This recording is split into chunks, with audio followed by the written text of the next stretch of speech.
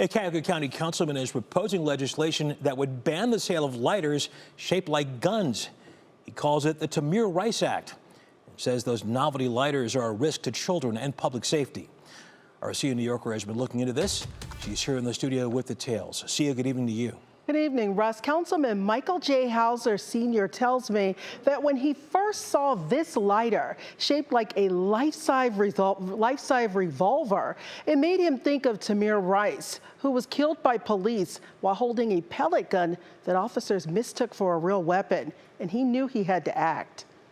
Cuyahoga County Councilman Michael J. Hauser says he wants these novelty lighters off the streets. I don't know if you need an ID because you're buying a lighter, so you might not need an ID, you might look older, and you're literally walking down the street with this thing in your hand. And so on June 9th, he's set to introduce the Tamir Rice Act, legislation named in honor of the 12-year-old boy who was fatally shot by Cleveland police in 2014 while holding a pellet gun at the Cudell Rec Center. I can't imagine if one of our youth or our children were walking down the street holding this.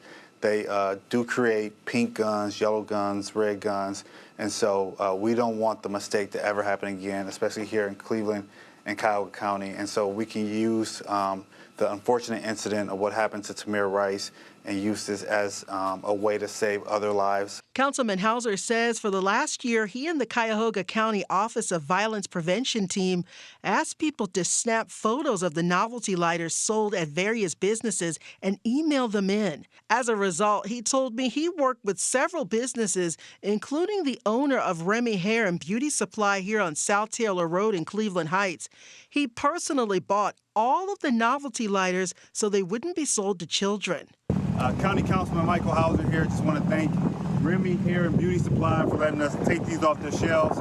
We love great community partners, especially here in District 10. He even has the blessing of Tamir's mother, Samaria Rice, who says, quote, "I support this legislation in his name and in the name of every child, all of whom deserve to grow up safely." I don't have $80 to buy every gun-shaped lighter off the shelves in Cuyahoga County, and so if we can work with our Office of Consumer Affairs, we're going to change the charter to make sure this is enforceable. Similar here was an unfortunate, tragic situation, but if we can use what happened to him to save another life, then it was all worth it.